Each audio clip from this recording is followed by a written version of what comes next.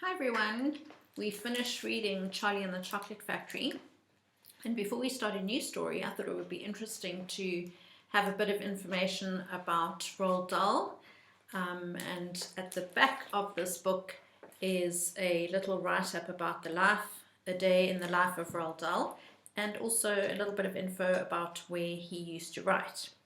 So let's see what he was like as an author. And such a brilliant man to think of such a lovely story with all its exciting things. Roald Dahl had a very strict daily routine. He would eat breakfast in bed and open his post. At 10:30 a.m. he would walk through the garden to his writing hut and work until 12 p.m. when he went back to the house for lunch, typically a gin and tonic followed by Norwegian prawns with mayonnaise and lettuce. At the end of every meal, Roald and his family had a chocolate bar chosen from a red plastic box. So he must have loved chocolate, and that's what inspired him to write his story. After a snooze, he would take a flask of tea back to the writing hut and work from 4 p.m. till 6 p.m. He would be back at the house at exactly 6 o'clock, ready for his dinner.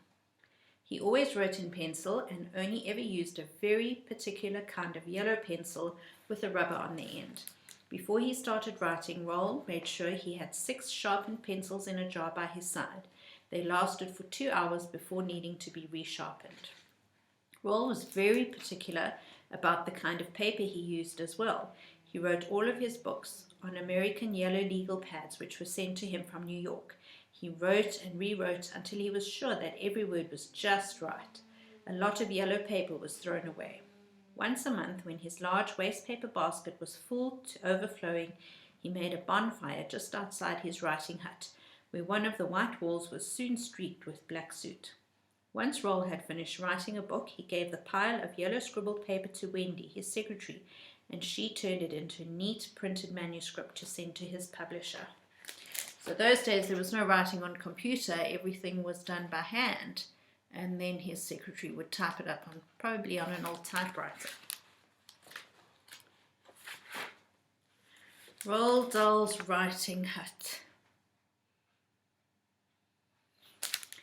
Roald Dahl wrote his books in a brick hut, which was built especially for him on the edge of an orchard at Gypsy House.